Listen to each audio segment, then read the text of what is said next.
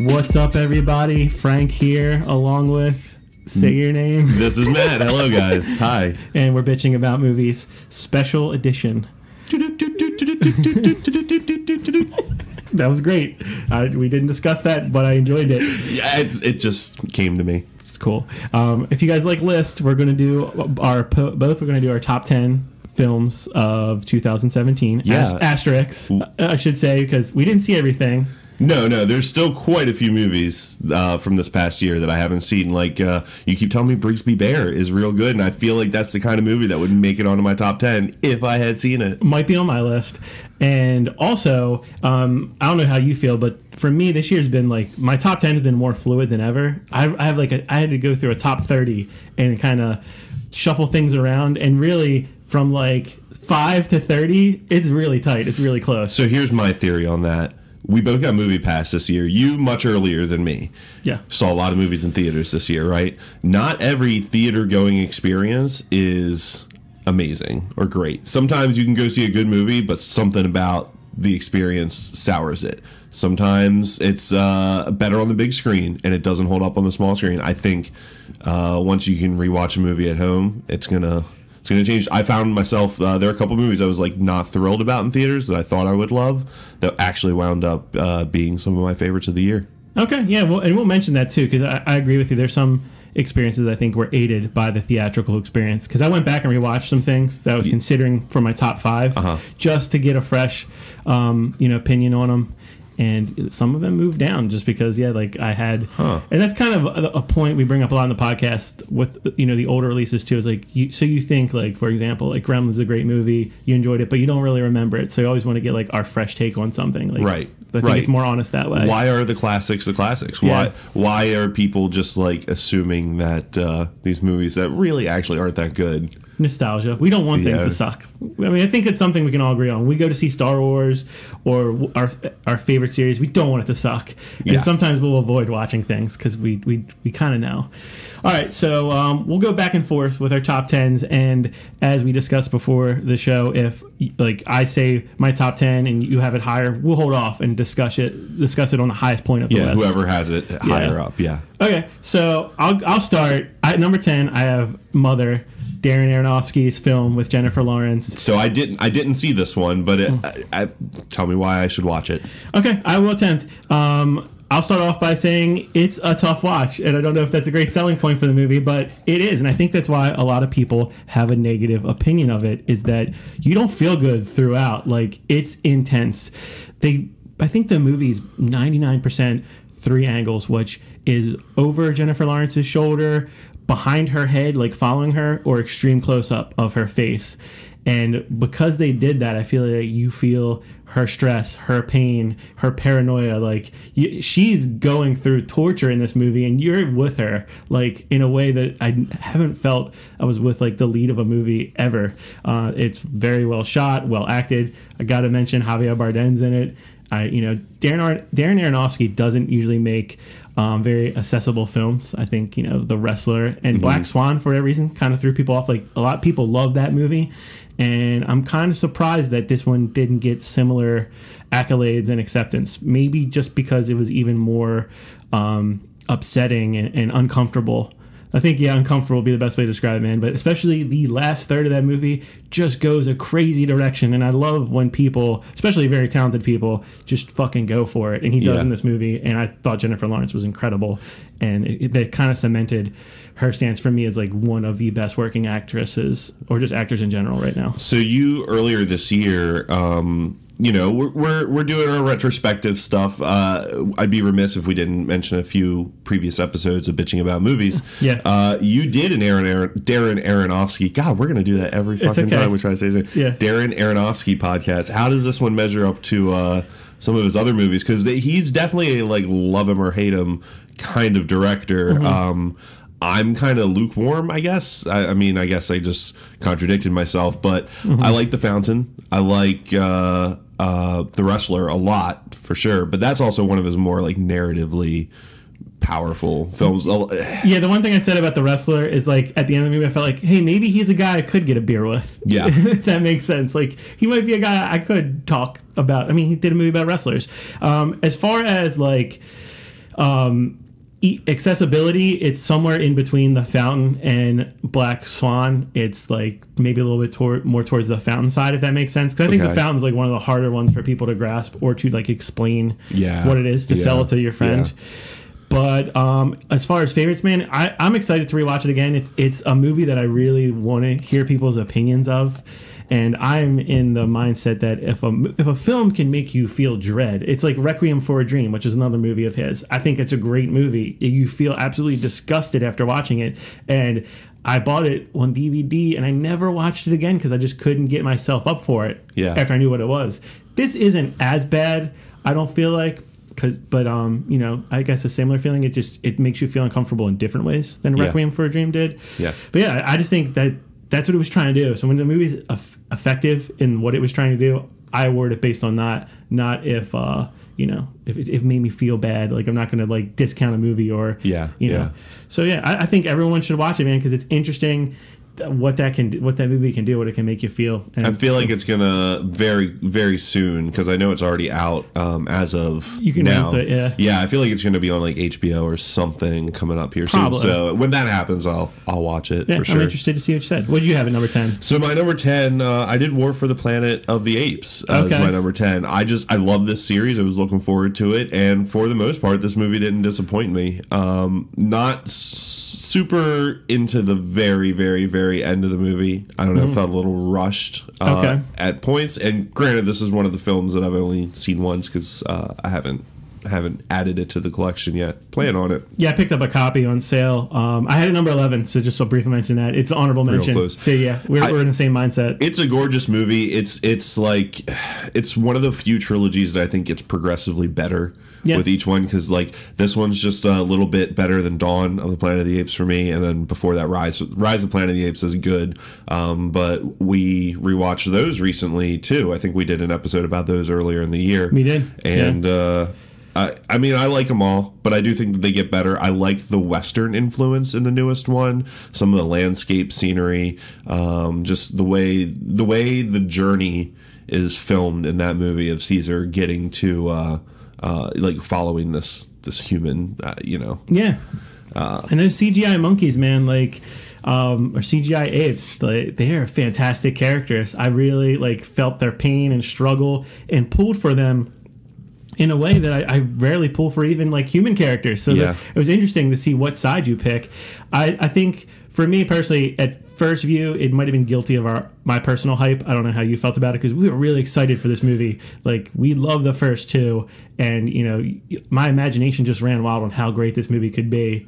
So it might have fell short of that, but just barely. If anything, just a little bit. But I did enjoy it a lot. One of the two best Woody Harrelson performances of the year. There's a few actually. He was in quite a few things this year. Yeah, the Woodman brings it, man. Like, he's a great actor. Yeah, he's a great like foil for Caesar in this, and he's a good villain. They set him up to do some really despicable things early in that movie, and I think the thing I like about those movies is that none of the main characters feel safe. Like nobody feels safe.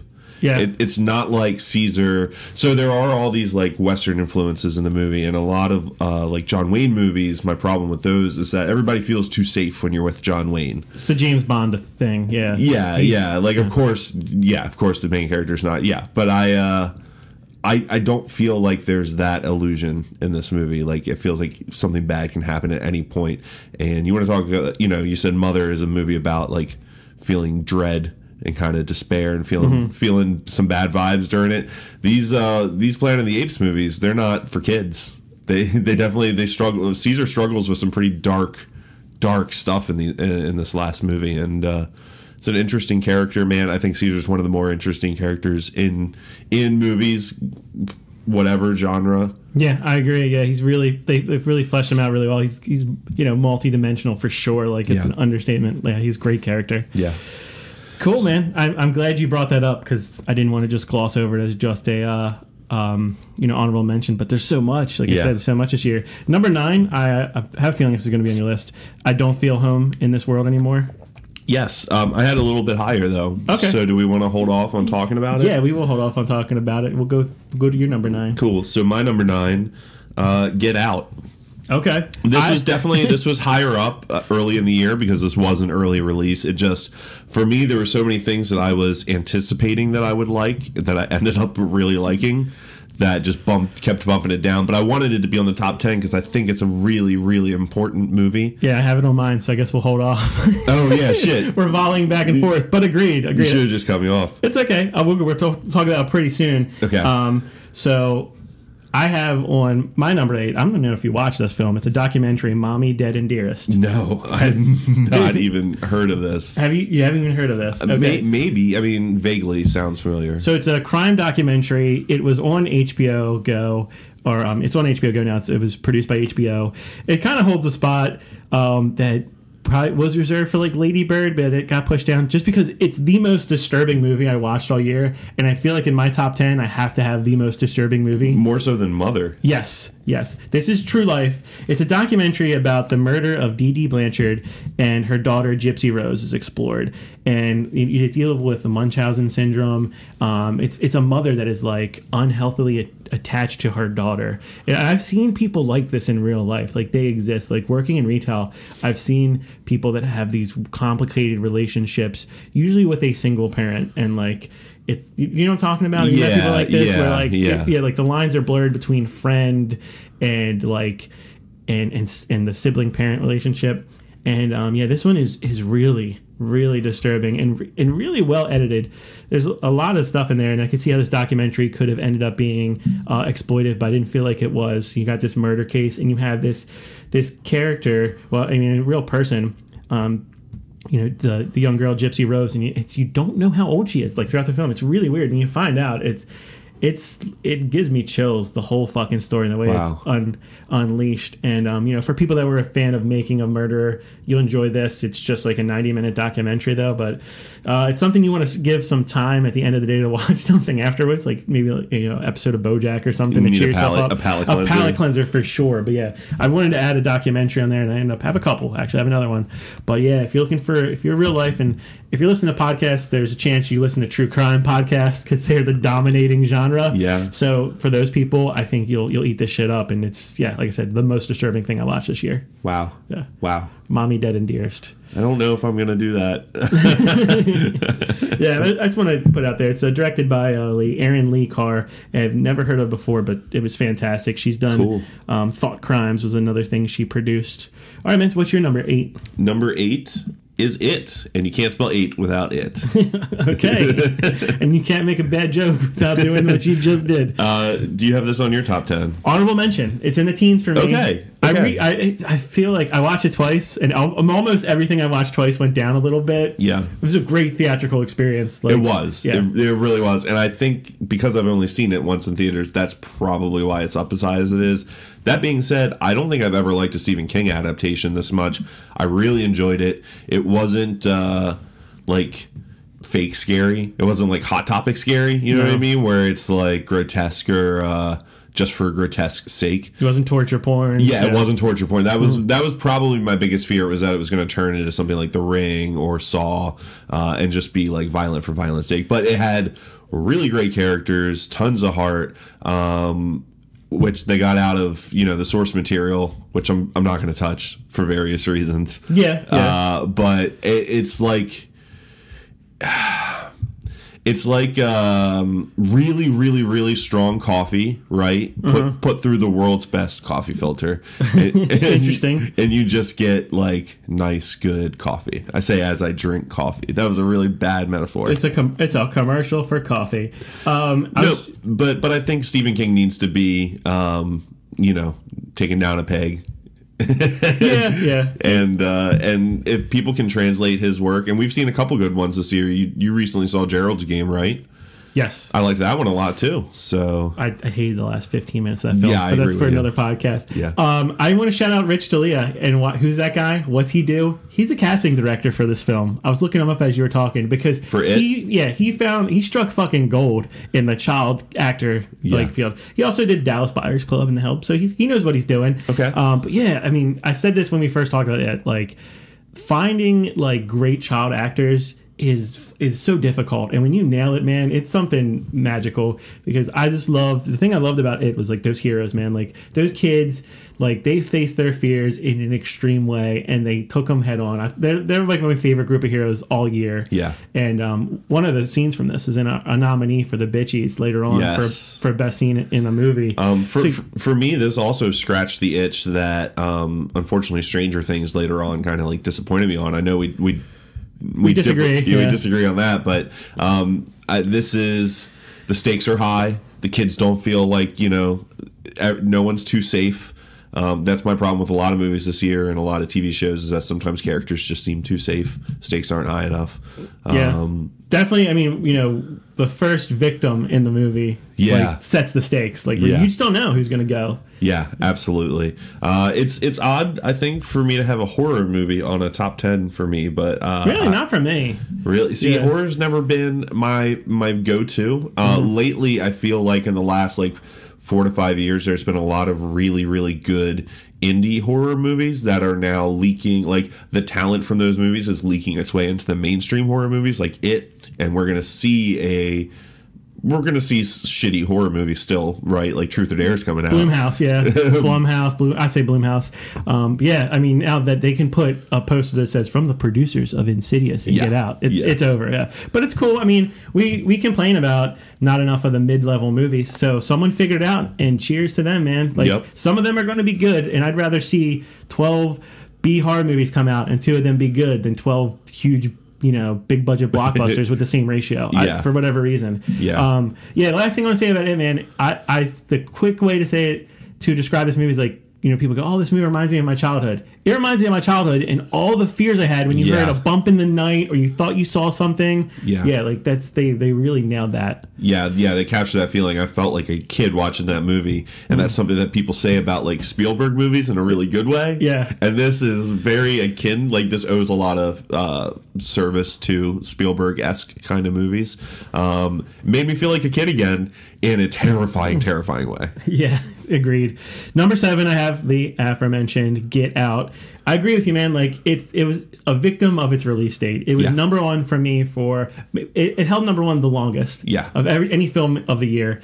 I think it's definitely one that if you missed out on seeing it theatrically, you missed out on an experience. I remember Jordan Peele saying that on Twitter, and it can easily come off as he's trying to sell movie tickets, but he's right, man. It was something to experience with a crowd. It's still good on home video or on your laptop or whatever, and it's a great film, man. It blends genres. It has a really cool message, a hard message that had to be delivered by a very talented filmmaker, because you have it runs the risk of playing itself, being a joke on itself, and it toes that line with its dark humor in a way that I haven't seen in some time, maybe ever, especially with this kind of subject matter. It also, for me, secures Jordan Peele on my list of people I'm now following. I'm excited for his next film. If anything that I hear about him being attached to creatively, if he's just doing some guest starring role in something, it's whatever.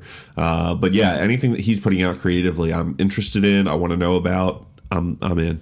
Yeah, same with Daniel Kaluuya. I'm interested in what he is in. He was in one of my favorite episodes of Black Mirror, and he's I think he's a really interesting actor, man. He does a lot with just his eyes, and his facial expressions, and I'm always a big fan of that. He does less is more. And I thought he's the whole movie to me. Obviously, it's shown through his eyes in more ways than one, and he does a fantastic job. And his best friend, what's that actor? Fucking Lurel Howerly, I love that, similar to Pineapple Express in the way all his paranoia comes true. And he's the "I told you so" motherfucker of the movie. I fucking love him, man. Absolutely. He needed to be there for the comic relief and to just pull it back a little bit, and it was a great juggling act. It was fantastic, and obviously you probably saw that movie, but if you didn't and you were reserved for whatever reason, you should see that movie. I don't know, if you don't like it, we might not agree. You might be listening to the wrong podcast. This movie was not made for a conservative audience. Yeah, and I'm surprised there wasn't more of a backlash, honestly. I said that when it came out.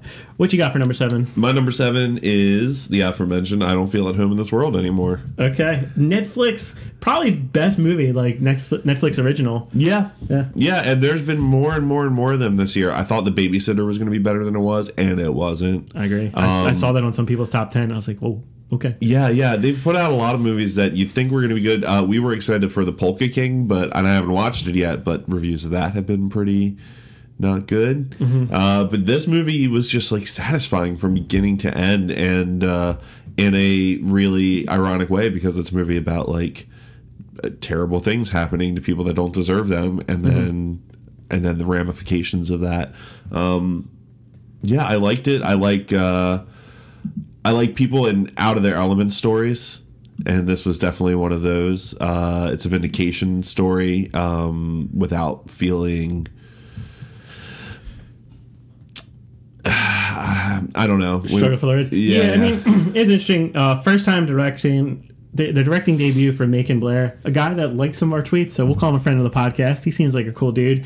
Melanie Linsky is an actress that I've seen in many things. Like, I love when you just put the person in the role like they were meant to play. It was perfect casting. Yeah. And she fucking crushed it, man. Like, again, you feel her pain. Two things I brought up already is like, you know, what Jennifer Lawrence did in Mother and what Daniel Kaluuya did in Get Out. Like, she did so much with her facial expressions. You felt her pain, you felt her awkwardness, and the sense of helplessness. And that's like the beginning of the film. That's what it's all about. Like, the helpless. Just, you know, goes for it, says fuck it, you know, no one's gonna give it to me, no one's gonna let me, you know, live the life that I want to. I have to take it, and it's done in a realistic way. It's about as realistic as you feel Elijah Wood's rat tail. It's like that's as far as the movie asks you to suspend your disbelief. Yeah, really. There's a great scene. There's like great little scenes in that movie too, like where she meets that guy at the bar that she's kind of attracted to at first, and he's shares a connection, like he likes that novel that she's reading. Yeah. But then he fucking spoils it. And Yeah. like, it's just, you know, it's bringing out the ugliness in people in similar way to God Bless America did, that Bobcat Goldthwait movie. Yeah, it's just not quite as jaded. Yeah, and more believable. Yes. Yeah, more believable. Just one of my favorite pairings too, her and Elijah Wood all year, and just a movie that, would you agree that what you liked about it was that, like, when you thought you knew what path it was taking, it would do like a little twist too. Yeah. Yeah, It keeps you on your toes. Yeah, and shout out to Elijah Wood for always being good at either taking the lead or taking a back seat. I feel like he's just as good as a supporting actor as he is as a lead actor. Yes, you're right, man. Like, when they say people like steal a scene, he doesn't. Like, he enhances it. Like, he's a very selfless actor. He's subtle in a way that I think people take for granted, but he's always fun to see in a movie. Yeah, and one of his best performances, maybe ever, man. I mean, that might seem like hyperbole, but like, I thought he was just fantastic. Absolutely. All right. I don't think this one's on your list, but my number 6 is Dunkirk. Yeah, I did not see this one. I'm sure that not seeing it in theaters is going to affect my eventual opinion of it. For sure, but if you have a good enough TV, I watch it on my TV, which is like, you know, it's above average. Most of my friends have a bigger, better TV than me. But the thing I liked about Dunkirk is the way it pulls you in the experience. Like, shot beautifully. I think we know Christopher Nolan, like, he has a great sense of scale, and, you know, whoever like handles the cameras in his movies, like, they know what they're doing. It's done very meticulously. I'm not a huge war movie fan, and the thing I liked about Dunkirk was like the quiet moments, the fact that they always like they just call it the enemy. So it's not asking you to pick sides. And, you know, if you're a historian, obviously, like, just the word Dunkirk, you know what it's about. But in the facelessness of the soldiers and of the, you know, the civilians that help them out was cool. The two biggest actors spend their time almost faceless, where Tom Hardy is wearing a mask as he's piloting a fighter plane, and he barely speaks. You know, he may have like 30 lines of dialogue the entire movie. What's his face? Oh, man. Scarecrow. I'm drawing a blank here. Cillian Murphy. Thank you. Cillian Murphy, like, he has his hair in his face for most of the movie. Like, those are the two Christopher Nolan, like, retreads, but they're by far the two biggest names in this movie, and you don't see them as much. Like, they're not handled like main leads. They get less screen time than some unknowns. And just the way the war is portrayed, I think it's a fair way. It doesn't like overdo it. Doesn't glorify or romanticize warfare. I think it just shows it fairly with like beautiful camera work and great sound effects and just a sense of scale, unlike like most movies. I think Christopher Nolan's like one of the best working directors. He may do things in a tone that you don't like, or he may pick subjects you don't like, and sometimes his movies are long. I was surprised. I thought going in this movie was going to be 2.5 hours. It's short, It's under two. It's under two. Yeah, and it locked me in a way that like no other movie did this year, where I just sat there like mouth open, just experiencing it, and I think it's probably the best way to compliment the movie. So I really enjoyed it. My number 6 is Baby Driver, which I think dropped far off yours, didn't it? It did, man. It dropped. It might have had like number 1, number 2 spot for a little bit. I think it was like number 2 for a while. Yeah. Yeah, man. Sid, you talk it up. Or you want me to say why I dropped? I mean, you've watched it at this point more than I have, but I've thought about that movie more than most movies this year. It's just like oozing style. Edgar Wright is, I mean, you just talked about how great Christopher Nolan is. Let's talk about how great Edgar Wright is. He's like definitely one of the best directors working today. And the dude knows how to write too. Like writing, directing, like masterclass combos are so rare. And he's on it.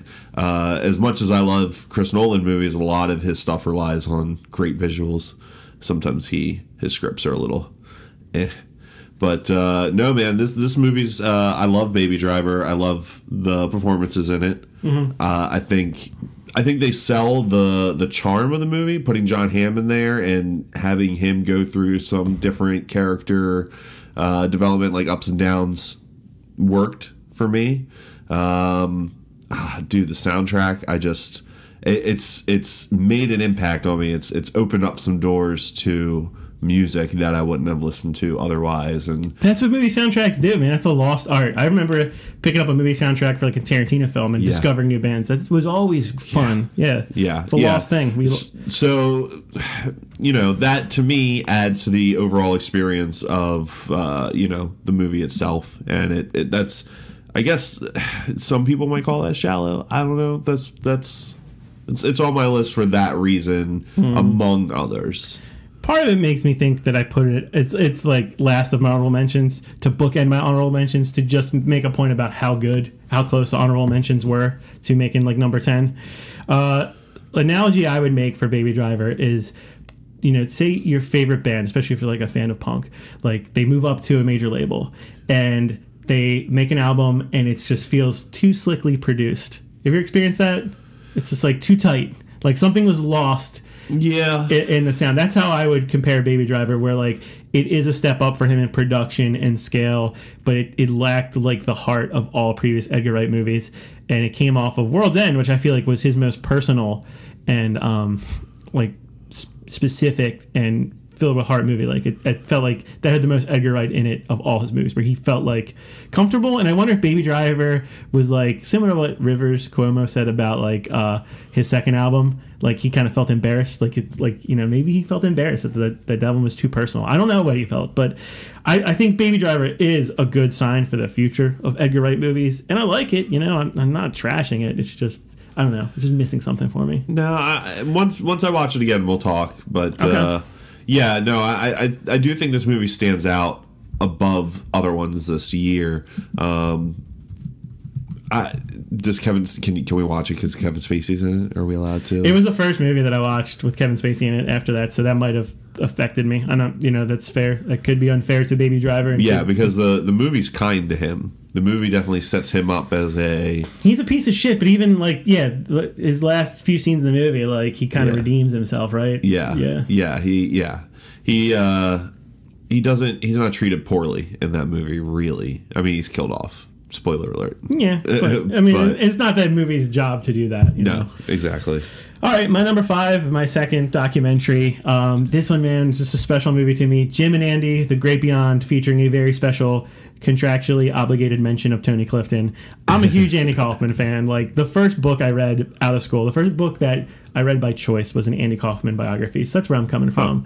I just loved Andy Kaufman's style, how he just, like, was just a rebel in comedy and, you know, on network TV. So I'm a big fan. And this film serves two purposes. It's a behind the scenes of the production of Man on the Moon and how much Jim Carrey slipped into character, like, dangerously. It's really interesting and disturbing. Like, Andy Kaufman's family members were talking to Jim Carrey as Andy. He was...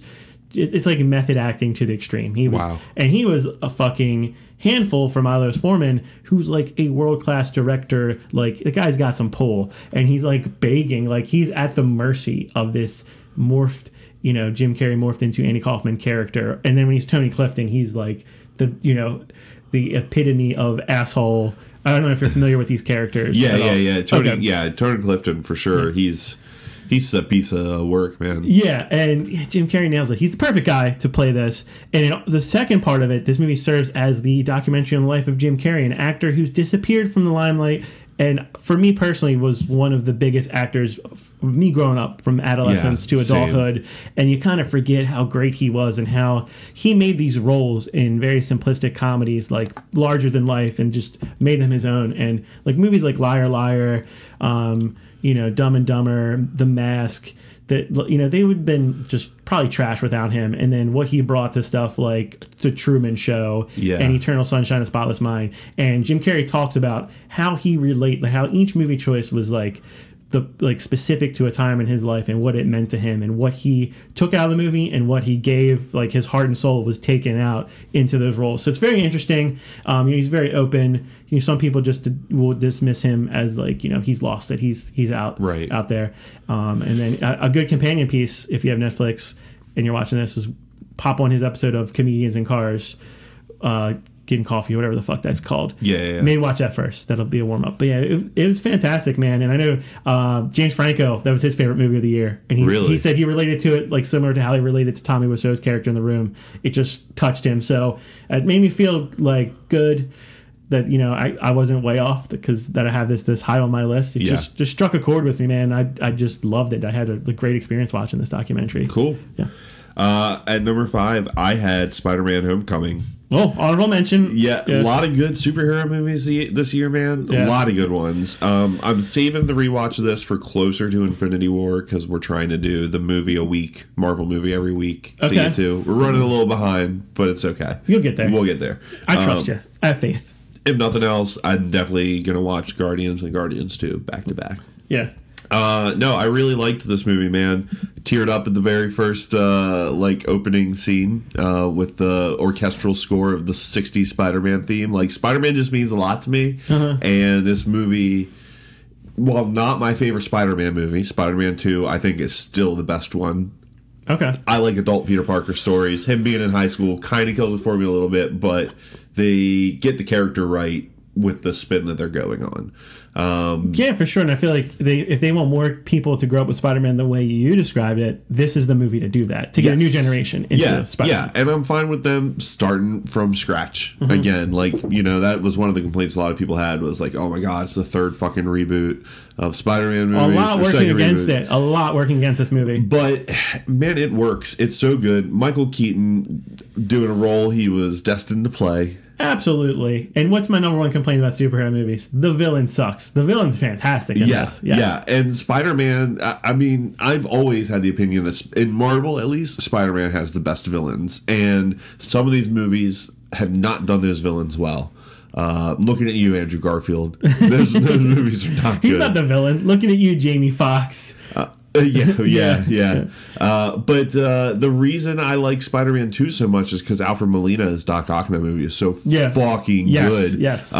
He's definitely one of the best parts of that movie. And Spider-Man Homecoming is a better, I think, overall Spider-Man experience. But, you know, Michael Keaton definitely plays a role in that. And he's got a large part to do with why this movie is so successful. For me, at least. I also think even though Spidey's still a white kid, this is a very diverse cast. Yeah. I think it's cool that they... And it works. Yeah, it works. It's not forced. There's some cool inclusion messages in this movie that aren't rammed down your throat. They're subtle enough to be there for the people that, probably need to hear that message. And the action's good. The music's good. It's, Tony Stark's in it.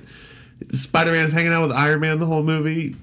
Great. Awesome. Cool. Yeah, Tony Stark coming back as a father figure. Just enough. At this point, that's the amount of... And I love Robert Downey Jr. That's the amount of Tony Stark I want in a movie. I'm kind of starked out. Also good on them for just not showing us another Uncle Ben death scene. Yeah. Kudos for just starting... You okay with hot Aunt May? Super fine with hot Aunt May. Yeah, I love Marissa Tomei, and I love seeing Bokeem Woodbine come back. He played Shocker in it. Yeah. I'm just gonna pop that up. Yeah. And it's the superhero movie for the person, if you still watch John Hughes movies, if Breakfast Club is your heart and soul, is like one of your favorites, this is the superhero movie for you. Yeah. I also think to people to say that the superhero genre is like burning out or is going to end anytime soon, this is a movie that kind of refutes that. Great point, man. Yeah. I think this movie it's juvenile in a way that I think is important because it's accessible to kids and it's good kid-friendly action movie stuff that like the whole family can enjoy. It's not, too preachy. It's not too scary. It's a good entry point to the superhero just genre in general for kids. That if a kid loves this movie, they're gonna be set. Yeah. For nerddom. Yeah, for sure. It could be it could be something that attaches them to this world. Yeah.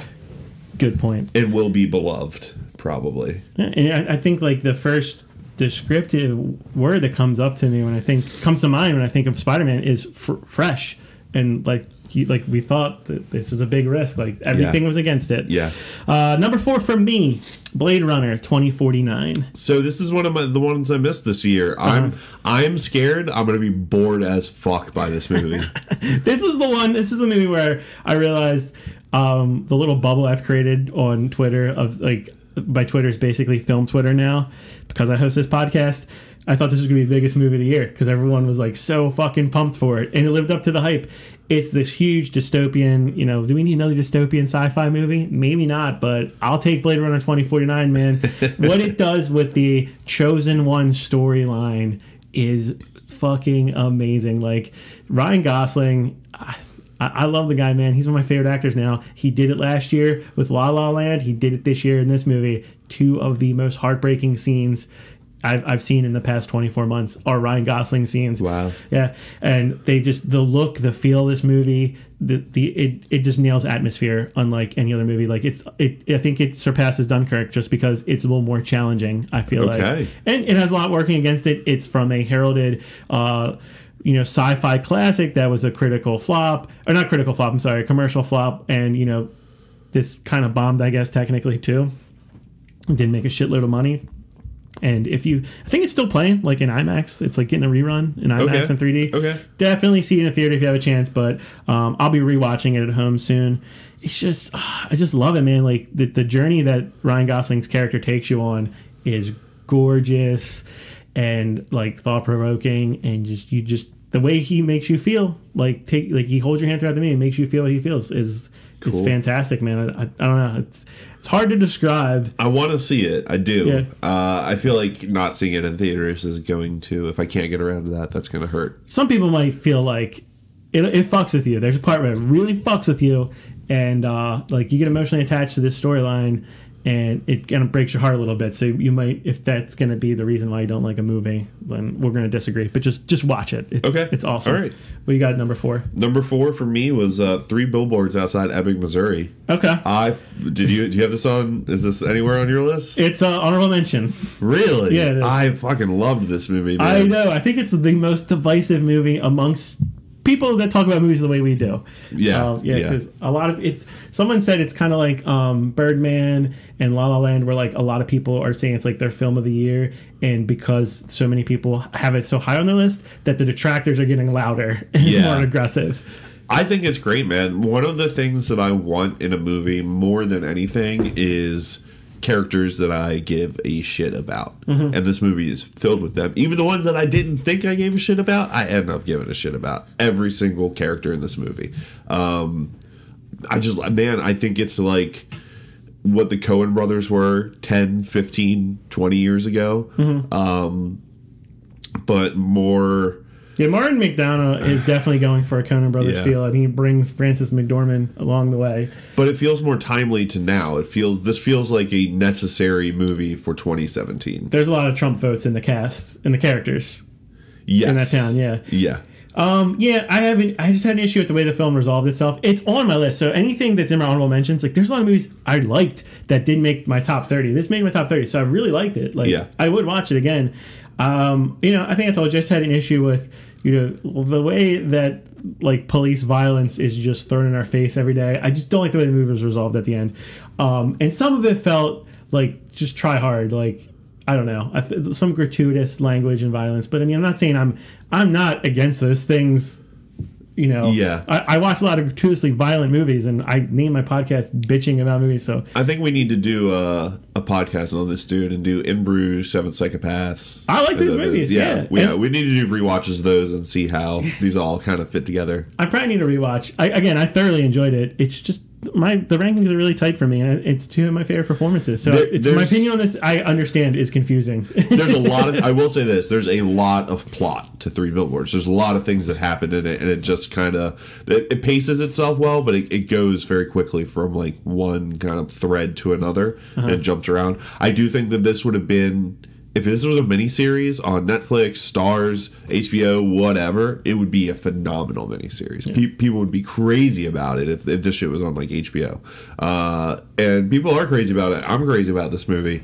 I just think I want more time with these characters, and I do want resolution, but I don't know if this movie is concerned with giving us resolution. No, I think it is concerned because it led the year with laughs that make you realize how far over the line your sense of humor is. Yeah. You know what I mean? Like, yeah, that too. As politically correct as you imagine yourself, Three Billboards will just put something in your face and make you laugh at it, and Yeah. But yeah, it's worthy of a top 10 list, man. I'm not arguing with you. So we're down to the final three. Yeah, and I would say the bullet point for me was my top four. So starting from Blade Runner up, those movies were pretty cemented in their spots, and everything after that like went back and forth for me throughout the year. And if I did this 2 weeks ago, I might have a different list. If I do it 2 weeks from now, I might have a different list. But number 3 for me is The Disaster Artist. Okay. Yeah. I liked this movie a lot, but it just didn't make my top 10. This was my number 11 actually. Okay. So just barely. Okay, cool. I award things for originality and just the unique. Their uniqueness, and this one is a perfect example of that. The first time I saw The Room, I was like really like it was the way people sold it to me, like this is an awful movie, and I'm like, why do you want to see a terrible movie? I didn't get it at first, and I like how people describe this movie. It can be a prequel or a sequel to The Room, and I agree with that. Yeah, same. If you don't know, it's about Greg Sestero and Tommy Wiseau's relationship. It's based on the book written by Greg Sestero on the making of what is considered the best worst movie, The Room, which is an amazing movie on its own. It's like the American dream told by an alien, or someone. So like there's something is lost in translation with Tommy Wiseau. James Franco fucking nails the character, and they make it a story about friendship and about two dreamers. And James Franco said in interviews he relates to Tommy Wiseau because he also idolized James Dean's stories, and that's the reason why he wanted to come to Hollywood. And successful actor model James Franco was like, I see myself in Tommy, and I think they succeeded in that. That's what makes this movie special. Is that if you are a creative person, you may see yourself in Tommy Wiseau or Greg Sestero. Yeah. And the movie is about more than just the making of The Room. This movie really sells the fact, to me at least, that you can tell Franco understands like the ununderstandable. Yes. Like Tommy Wiseau is an enigma. He is a complete. He's nothing but a question mark. And James Franco, I think, is the only person who is equipped to deal with understanding Tommy Wiseau, and it works. I also like that this movie is just filled with people that I love. Chock full, man. You got Yeah. Alison Brie, Paul Scheer, Jason Mantzoukas. Yeah, Drew Giant Rayfeld. Yeah. Seth Rogen. Anytime. Zac Efron as Chris R. Like, Oh God, yeah. I would tell you that scene's early on, and there was, my girlfriend, big Room fan, and there was another girl 2 rows up. Like, they nailed that scene. Like, certain things, people like couldn't control themselves. I had not seen sheer joy from the audience in a way I saw watching Disaster Artist. Yeah. Like that scene, like, okay, they're nailing this. Yeah, you feel like you're getting a peek behind the curtain. I just like what it celebrates. I like who it celebrates. I know he's a complicated character, and I just I thought it was perfect. I am a big fan of when something comes out and I say to myself, there's no better way to make this. Disaster Artist, like, they perfected it. You couldn't have made it any better. Yeah. And I that means a lot to me. I want to see an extended cut of this movie, if anything. Like, the problem with so many Apatow movies is that they're like overly long. Mm-hmm. But this is one of those rare ones where I wanted more. Like, mm-hmm. I don't think he's like attached to this, but he was in it, and a lot of his like buddies are in it. So I could have seen another hour of this movie and been entertained by it easily. For sure, I'd say this and Last Jedi are the most fun movies to talk about. Yeah. Get Out's there, but it's not fun to talk about some aspects of Get Out, if you know what I'm saying. But yeah, I think it's up there. So what's your number 3? My number 3 is Thor Ragnarok, actually. And I think the reason I'm putting this up so high is because of my newly found love for Taika Waititi. Yeah. And the fact that you can see this movie through that filter, and then you can see his love for the material and just for making a cool movie. It's funny. It's way funnier than any Marvel movie has like any right to be, unless it's Guardians of the Galaxy. Mm-hmm. And I think it succeeds for a lot of the same reasons I love Guardians of the Galaxy.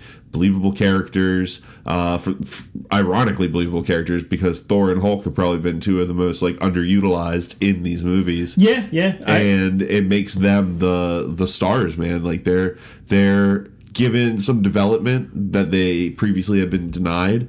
I think Tessa Thompson as Valkyrie was like a very welcome addition to the roster. I agree. She was fantastic. Fucking Jeff Goldblum as Grandmaster. Yes. I loved it. And yeah, I do think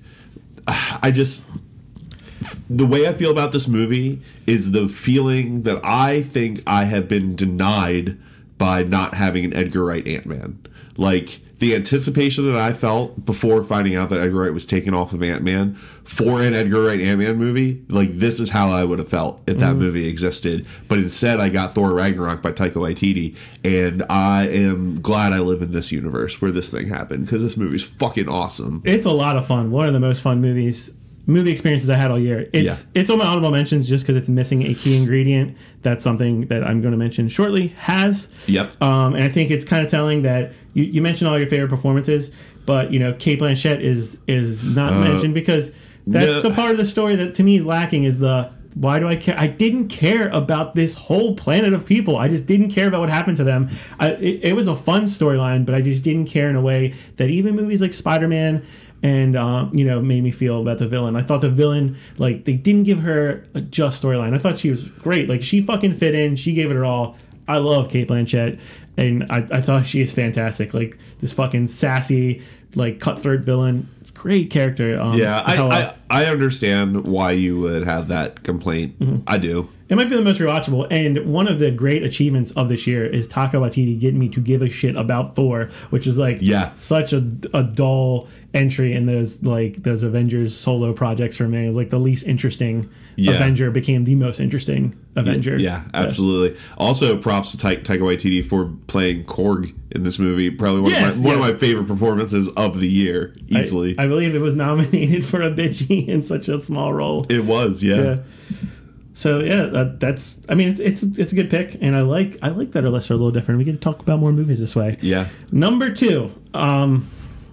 It's hard. It could have been my number 1. It's razor thin. Yeah.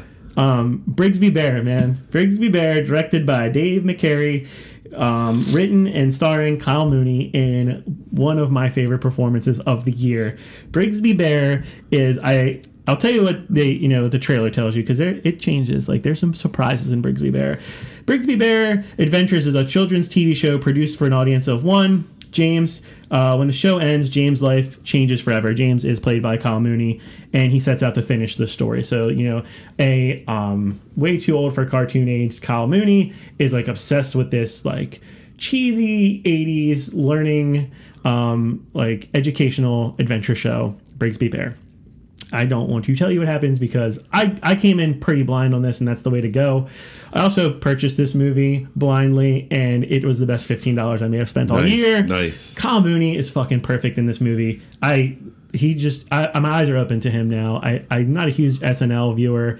I like some of the stuff he's done, but before this, I just didn't really. Kyle Mooney wasn't on my radar, and now he is, and. I do watch SNL pretty regularly, unless the guest is someone that I can't stand. And his stuff is always the best. It's like if E.T. could be a human who was just like detached from like modern civilization. That's what he is. Yeah. And it's something that could have been mishandled and been corny or even exploitive of a socially awkward person. It's not, dude. It's a beautiful story. Mark Hamill's second best performance this year, maybe. I don't know. Mark Hamill kills it.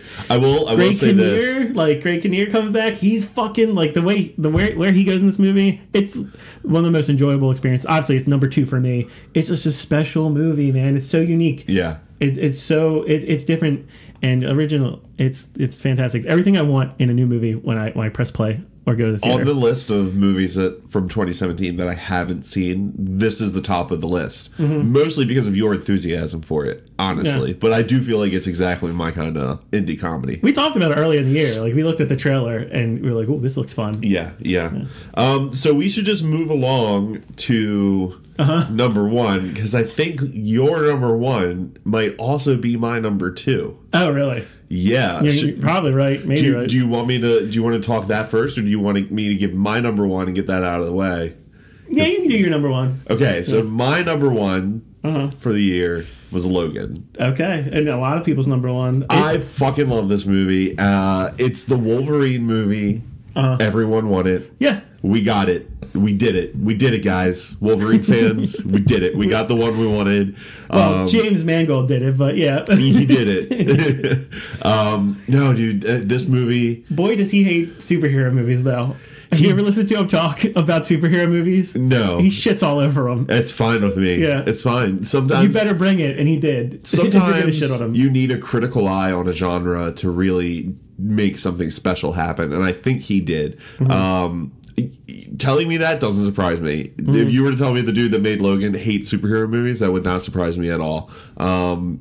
There's something about it, though, man. It held up for me really well watching it a second time, and we actually watched the Logan Noir version, the black and white version, and it's got this gritty Clint Eastwood Western vibe to it. Like this and War for the Planet of the Apes both had a very Clint Eastwood kind of homage thing going on. I agree with that. Yeah, it's like just a throwback to just a badass character, man. Yeah. Just on the path to that is not going to probably have a happy ending. Spoiler alert, Logan's not a fun movie. I agree, man. It's an honorable mention for me. The Hugh Jackman, Patrick Stewart, Daphne Keane parts are near perfection. Yeah, their chemistry on screen is amazing. The thing that knocks it down a peg for me, why it's not in my top 5, and it was there for a long time, is all the ancillary characters.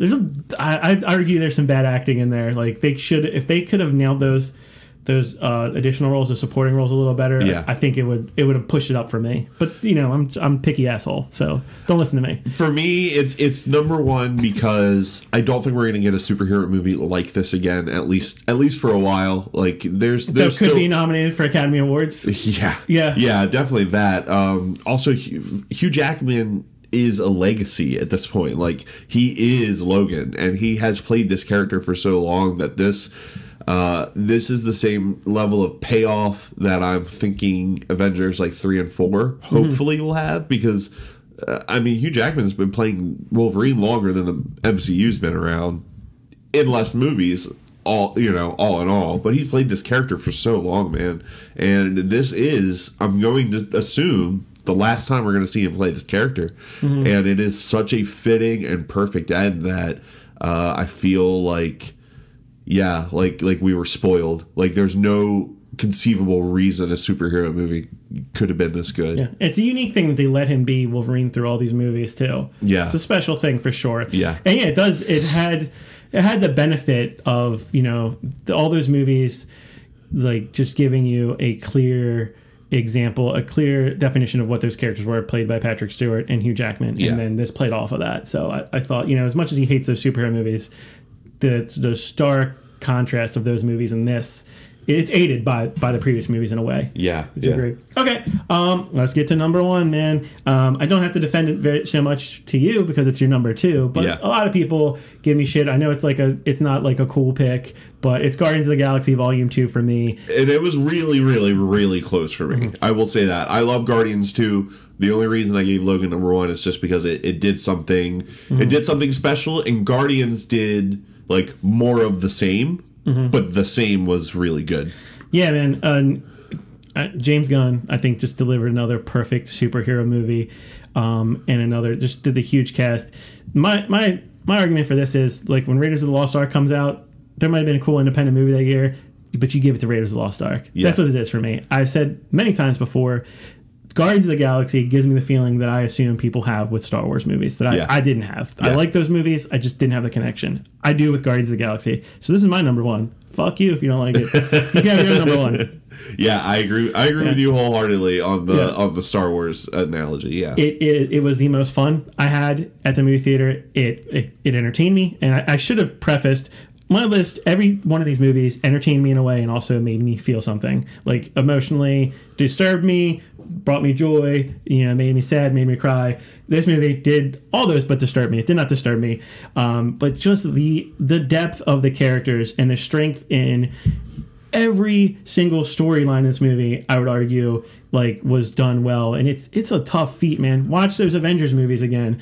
You know, Chris Pratt, his Peter Quill storyline, meeting his father. Yeah. You know, the decision he has to make to basically become a god or, you know, stick with his friends. You know, these rejects.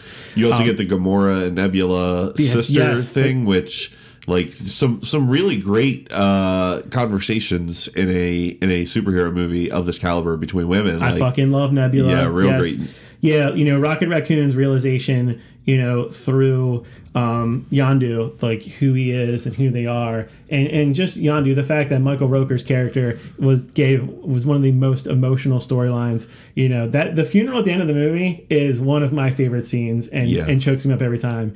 Like, that's a fucking accomplishment that James Gunn got you to care about this character so much. Yeah, absolutely. And Baby Groot is there. He's, you know, the pop. He's like, you know, Baby Groot he's the sugar coating on top of this movie. I think this year is the year of, like, things that shouldn't work on paper. Like, Baby Groot and Porgs should not work, but for whatever reason they do. Like, Porg, like, shout out to Last Jedi for Porgs. Initially, me thinking they were going to be stupid as shit, and I loved them. Yeah, well, I think, like, Baby Groot opens the way for things like Porgs to happen. I know Star Wars has been around forever, but true.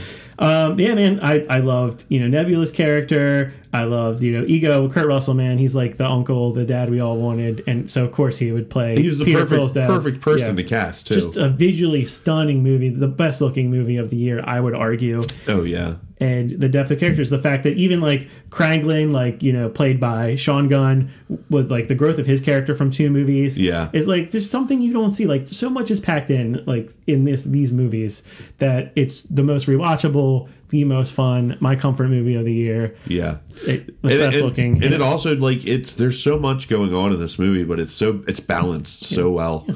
And I didn't even mention Drax, who's, like, one of my favorite characters. Dave Bautista's portrayal of Drax, like, if you're cynical going through this experience, Drax is your character to you know, the lens you want to view the world on, and he's just amazing. The only person or type of person that argument is not going to work on are people that love Drax in the comics, because he is nothing like himself in the comics. At all. Yeah, I know people are like, I don't like the way the Ego storyline was portrayed, but it wouldn't fucking work if it was done the way the these characters work because they're these amalgamations of the version of themselves from the comics and the vision that the creative voice behind the movie has. And James Gunn isn't going to do boring, stern, straight-faced Drax. Like, that would not translate well to screen. I would rather have the complaint be, I think it's annoying that Drax laughs at his own jokes, then Drax is fucking boring and has no reason to be in the movie. Yeah. Would you rather that be the case? He's perfect. He's perfect in the movie.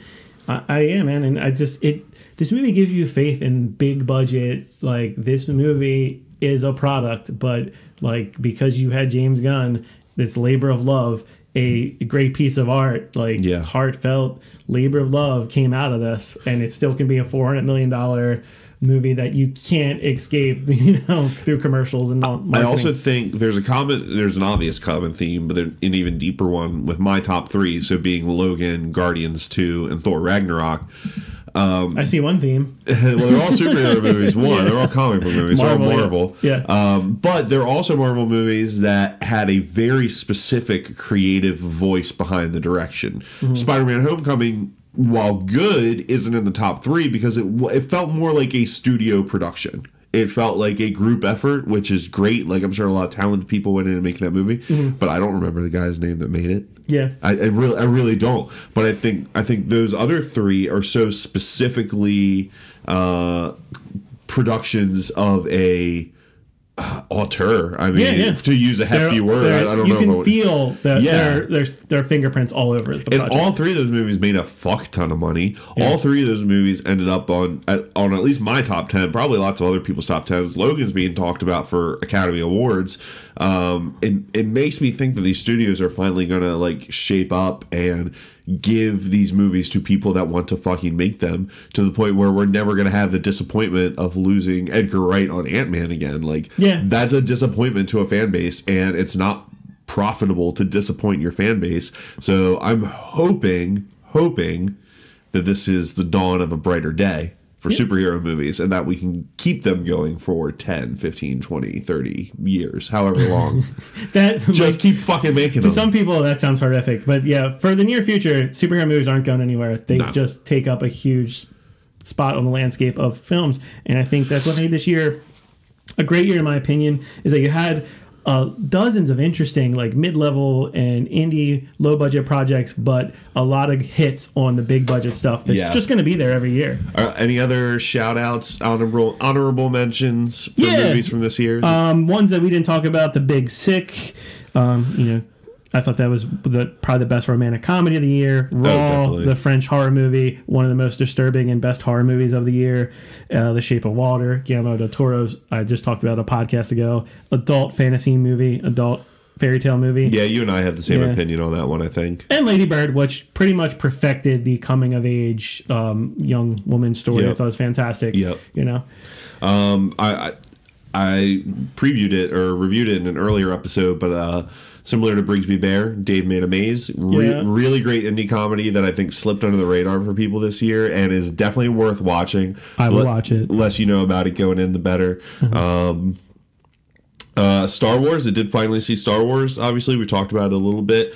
The level of the ratio of dumb shit to shit that I thought was fun balanced out enough for me. For every Leia space scene, there was a kamikaze hyperspace pilot. So, like, those things balanced out for me. There's some dumb shit, but I need to rewatch it. See it. I just want a gif of Luke Skywalker milking whatever the fuck that thing was on a loop, that blue milk, drinking it.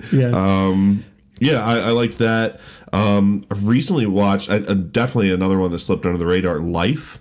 This is the one with Jake Gyllenhaal, Ryan Reynolds. It's a alien horror movie about a group of scientists on an international space station that come across the first life form from Mars.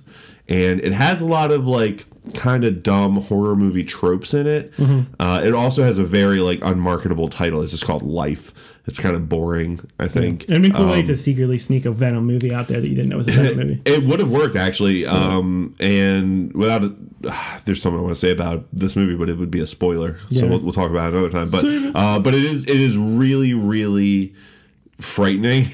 I was anxious the whole movie. It was everything that Alien Covenant should have been, and I think it came out around the same time, and Alien Covenant just had that name power, so it kind of swept Life under the rug. But cool.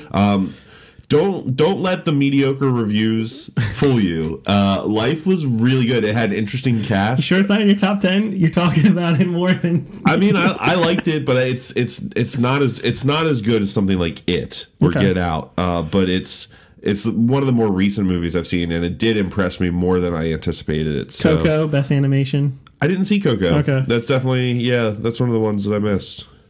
Logan Lucky, I actually like better than Three Billboards. They're close. They're like 1A, 1B for me. I missed that similar, one. I want to similar group of characters. That was Steven Soderbergh, right? Yep. Yeah, I want to watch that. But yeah, man. Overall, what you think of the year?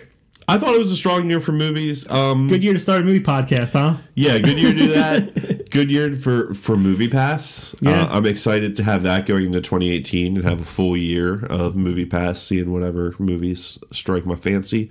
There's still a good bit that I missed from 2017. Still need to see I, Tonya. Still need to see Coco, Logan Lucky. No, the other one that's just Lucky. That one. Lucky, Phantom Thread. There's a lot of stuff. Yeah. If we didn't mention it, we probably didn't see it, but we will talk about it in full in a future pod.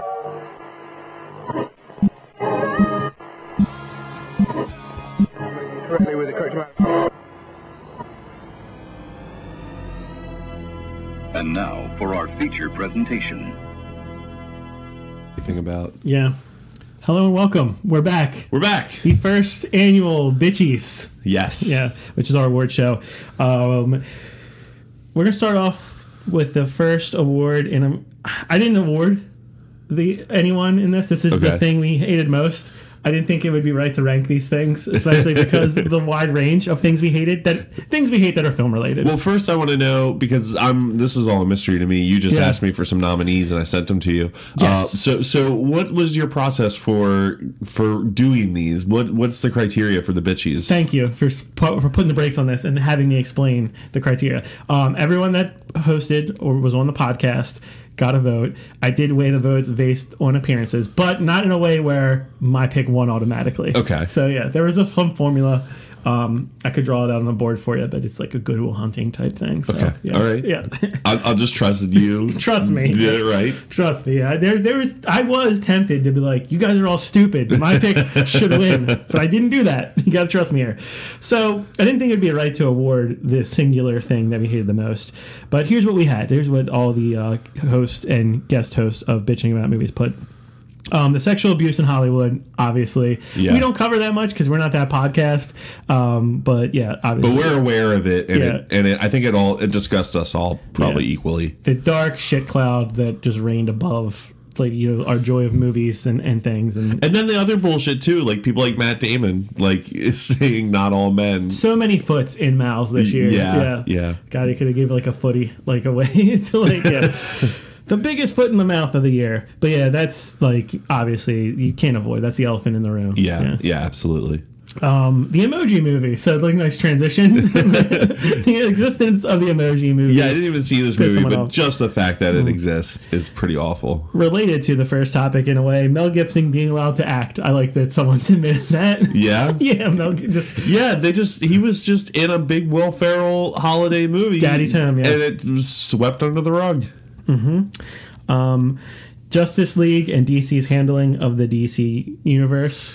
Yeah, I mean, I'm not mad about Justice League. I'm disappointed. I think we talked about this before, that you're surprised I liked it as much as I did. It's more that it dropped the ball when it clearly has some things right. That's the problem. It just needs to be course corrected a little bit, and these movies could be great. Shout out to Wonder Woman for being better than most. Yeah, I don't think ultimately it was that good of a movie, but I think it's an important movie for a lot of different reasons. Agreed. Primary among them that a woman was a badass without it being like. And Gal Gadot, Gal Gadot. I think it is Gadot. Yeah, she nails it. She's like perfect for Wonder Woman. And finally, AMC not caring about its customers or the movies it's played. I went to AMC to see I, Tonya, which we'll talk about in the next podcast. I was like, whoa, I guess their shipment of brooms came in because they're finally sweeping the floor. Just the fact that they don't care about wrapping their movies, which you're like formatting to the screen. I went to a viewing of that shitty Tom Cruise movie, American Made, where they didn't like pull the curtain up all the way, so the curtain, they're just poorly handled. All their beefs with Movie Pass, which I don't understand, and the shit they continue to do, where they just did a survey to their Stubs customers where they're suggesting raising the prices of tickets for better seats in the theater or discounting ones for like the undesirables.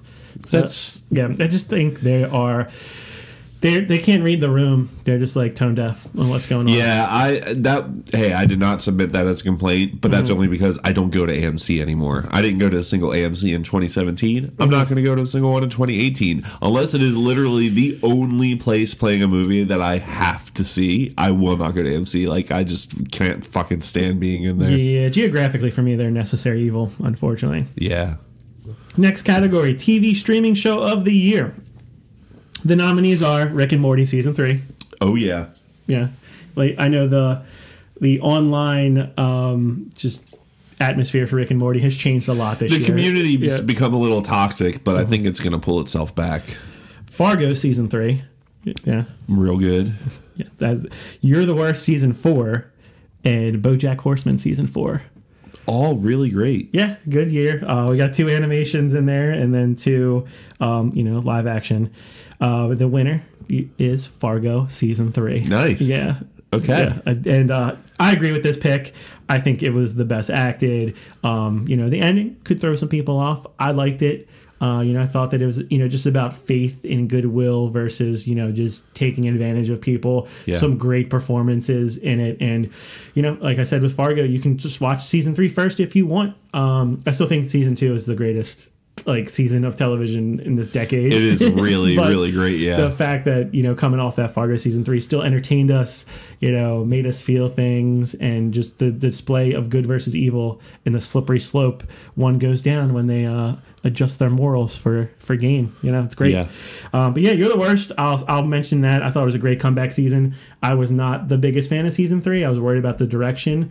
And the way they ended season 4 was perfect. And then the fact that they announced season 5 is going to be the last one, immediately after. Yeah, I'm okay with the direction it's taking for sure. Yeah. BoJack Horseman, I consumed all 4 seasons in a month. And I see what everyone says. I took Matt's word, and it's a fantastic show, man. And this season was the departure. This is the darkest season by far. Absolutely. It did something very different. One of the more impressive viewing experiences from this last year for me. Yeah, not the most fun. For me, the sweet spot in BoJack is season 2 and 3 for me. Like that, I kind of the way I watched it, I binged it. It's all meshed together. But season 4 is great, man. They took it down a deep dark path and succeeded.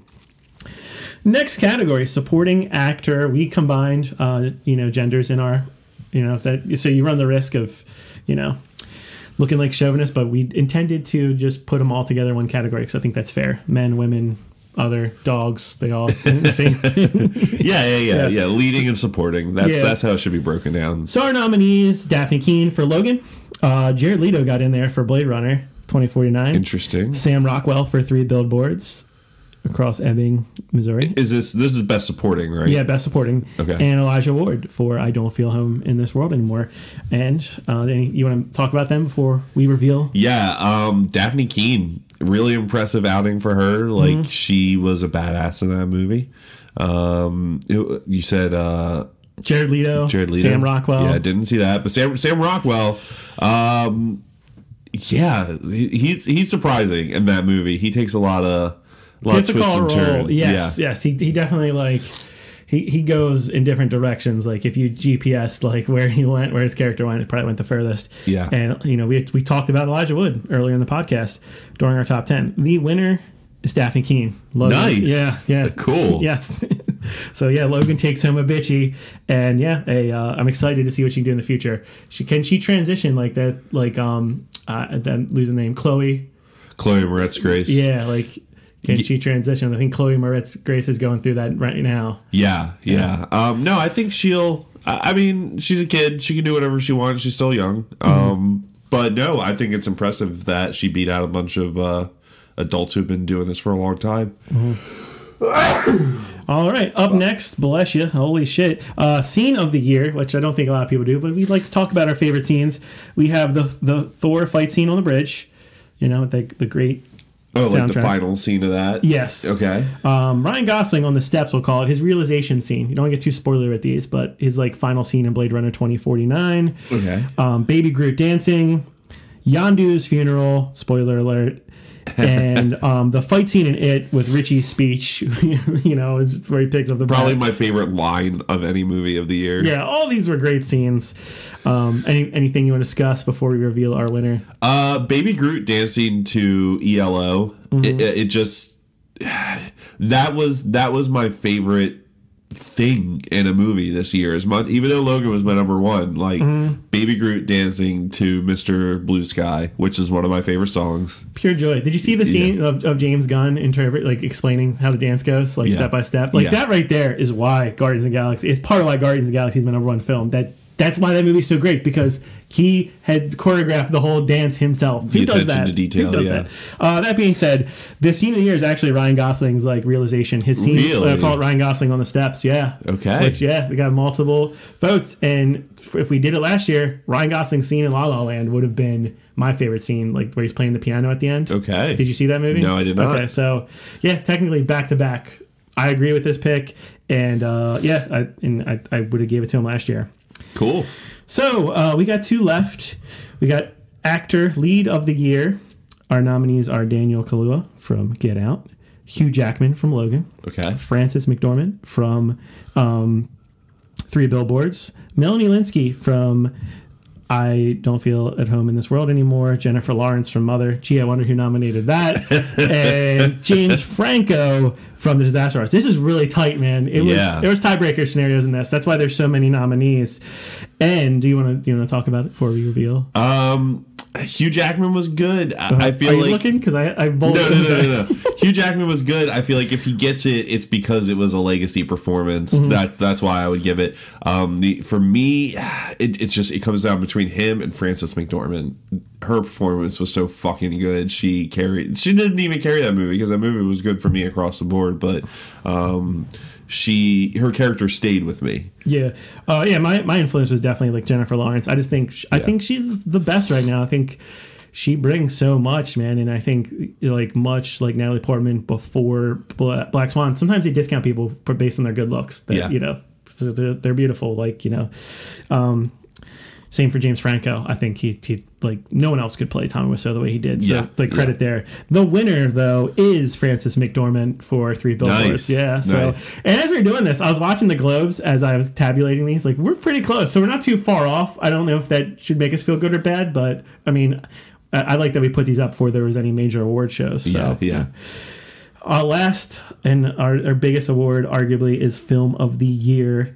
Our nominees are Get Out, The Big Sick, which is interesting because it was one of those ones that everyone had on their pick because it wasn't in our top 10s. I didn't love this movie as much as I thought I was going to. I think it's an impressive movie, but putting it in a top 5, let alone top 10 for me is... Yeah. And this will be an example of how I weighted, I think, fairly. Logan, which was number 1 for you. And honorable mention for me, Blade Runner 2049, which was high up on my list, and others. And then you had as honorable mention. And Guardians of the Galaxy Volume 2, which was both in our top 2s. Anything you want to say about those? I think we talked about them all. You mentioned Big Sick. Yeah. We should just see what the results are. Yeah. Rip that envelope open. Rip the envelope.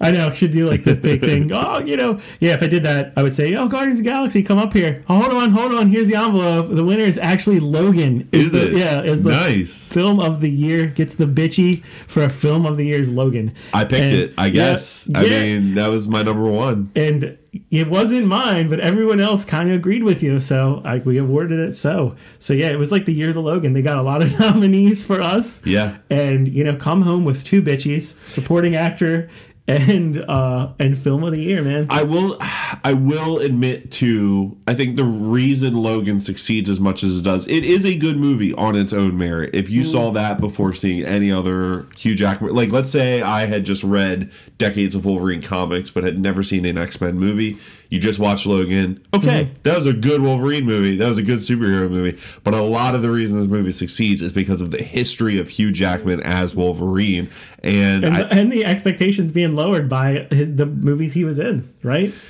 Yes and no. I mean, James Mangold is doing something with that character that the big popcorn flicky Brett Ratner, Bryan Singer crews kind of refused to do. He's focusing on a very specific quality of Wolverine that, as a fan of Wolverine comics, is exactly what we needed in a filmmaker.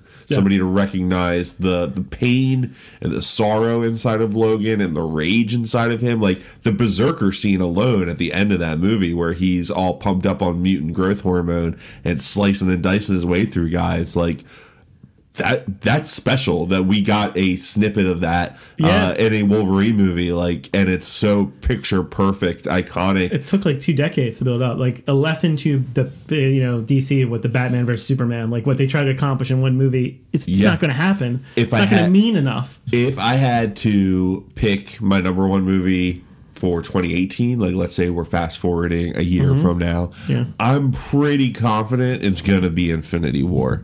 I think it's going to be the same reason I like Logan. It's going to be like an impressive movie on its own merit, but it also is the culmination of like 10 years of storytelling. So of course it's going to have this kind of weighted expectation to it. You caught me off guard. But I'll say my pick, if I'm doing film of the year 2018, Incredibles 2. Really? I am excited for that movie. Yeah. I'm really excited for that movie. There's going to be so many fucking superhero movies this year, and yeah, dude, I don't always want my top 3, 5, whatever to just be superhero movies. That's why But you got to be true to yourself, man. Yeah, and I just loved them. They just made me so fucking happy this year. And Logan's not a feel good movie by any means, but like it satisfies the fucking nerd in me, and that's a big part of who I am. It's all. I mean, it would be the film if someone's just dismissive of superhero movies, comic book movies in general. You could show them that and maybe open their eyes to the range that these movies are. Just like comic books themselves. Yeah, absolutely. You can't just say, I'm into comic books. That doesn't mean anything. It's like saying I'm into literature, I'm into TV shows. Like, what does that mean? Yeah. But yeah, I think it's worthy. I'm okay with it, even though I didn't agree with it. I had Guardians, obviously, as my pick. But, I think, it's a representation of what the people that were on this show thought. And I think that's cool. Cool. All right, man. That wraps up 2017 asterisks because we still got movies to watch. We're not paid to do this. It made me feel good too because I didn't listen to any movie podcasts all year because I wanted us to be our own thing, and I started listening to their list and how they went. And a lot of people, like people that work, on film websites said like they didn't get to watch everything. So I was like, oh, okay, it's not just us. I think we did a really good job. I watched more movies this year than I've watched since I worked at a video store. Yeah. So it was good. It was part of the reason why I wanted to do this podcast was to force myself to get back into movies and just to be aware of like what's out every week. It feels good. Well, it's good to have that as a goal now too because it's so easy between having Movie Pass, having a million different streaming sites and things that we can use to legally obtain these movies and watch them. Like there's no excuse anymore. If you're a fan of movies, there's ways to watch movies. You don't have to go out of your way really to do it anymore. The bigger problem now is I have so many fucking options that I'm searching for a movie for as long as I would be in the theater watching previews. So you still wind up wasting half an hour before you're watching this fucking movie. And then sometimes you turn it off an hour in because you're like, the circle wasn't that good. I realize now that I don't want to watch this movie. Well, yeah, part of me coming up with the show notes does that for me, and that's kind of the service we try to give to people. Like we're your friends that tell you like what you should watch on your screen of choice. So having said that, do we want to tell the people what we're planning on doing in 2018? Where's Bitching About Movies going? Yeah, I think we should. I think it's fair. If you listen this far in this episode, you care enough. Yeah, man. So we're going to do 2 types of episodes, right? We agreed on that. Yes. Each week. Yes. We're going to split up. It's as simple as saying we're cutting the podcast in half into 2 more digestible portions. You're going to get our topic of the show separately. So like when we did James Gunn movies, for example, that's going to be its own show. Yeah. We may mention briefly what we've been watching besides that on the week, but I don't think we'll do that as much because that will be attached to the first part of the show, which will be like, we don't have a name for it, but we talk about like what to watch this week. Yeah. It's going to be the part where we, look ahead with the trailers and then give a rundown of the releases in theaters, on demand, and all the popular streaming services. And we obviously are, if some big movie news pops up, if suddenly a trailer for something drops up out of nowhere, we're going to talk about these things. The idea is to make some timeless episodes, things that you can listen to. Evergreen is a term. Yeah, in the future at any given time. Let's say there's a new Edgar Wright movie coming out in 2 years, and we want to like rebroadcast the old one. We don't want there to be an hour and a half of here's what's coming out this week, because that's not relevant. And for the listener, it allows us to plan ahead. And so, for example, if we have like, can we want to say what our first episode is going to be? Yeah, absolutely. Okay, so we're doing Spielberg Hanks. We could record that this week and put it out 3 weeks from now, and it still works, or we can get ahead of the game on stuff. So it allows us to plan out better, which for you means consistent podcasts, which I think 90% of the year we did a really good job, but shit happens. So we're trying to, fail safe our release schedule on the podcast and just be your consistent resource for and give you the reviews. same thing we've given you by making it easier on ourselves too. Because we're not getting any money for doing this podcast yet. We will gladly take advertisers. I will read some scripted ads. I'm not above that. Yeah, man, I looked into it, and stealing 20-year-old Taco Bell commercials on YouTube, I don't get any money for that. Yeah. So we want to give you the same thing we've always given you, but we want to be able to like live our lives and still have a podcast. We want to look forward to it. Don't want to feel like homework yet until we get paid. Then but yeah, we enjoy it. I hope you enjoyed listening to it. Yes, please remember, if you still haven't, to rate, review, subscribe, so you get your episodes automatically downloaded. That's going to really come in handy when we start putting up these preview episodes. I think we'll pick a day of the week and we'll just put them up at the same time, and then you'll have your weekly previews that you can listen to, start your week with. And then the topic episodes that we do, we're hoping that those will be a little bit longer. We're going to really delve into the specifics of some of these movies, some of the creative voices behind them, why we love them, why we don't, why they maybe shouldn't be held up to the same standard as some other things, and just devote more time to talking about fucking movies, man. Yeah, and one of our big fans challenged me to watch fucking... Goddamn, what's that show I hate? Legion. So I'm going to watch Legion this year. But yeah, tell your friends. Tell the person that bugs you doesn't know what to watch at work. Let them bug us. Yeah. Your significant other that can't decide what to watch, that is like Matt and just scrolls through Netflix for 20 minutes. tell them we will help them out, and tell us what we're doing right and what we're doing wrong. Because, without an audience, and you guys are a great audience, there's no point in doing this. So we do the show for you. And we do a little bit for ourselves.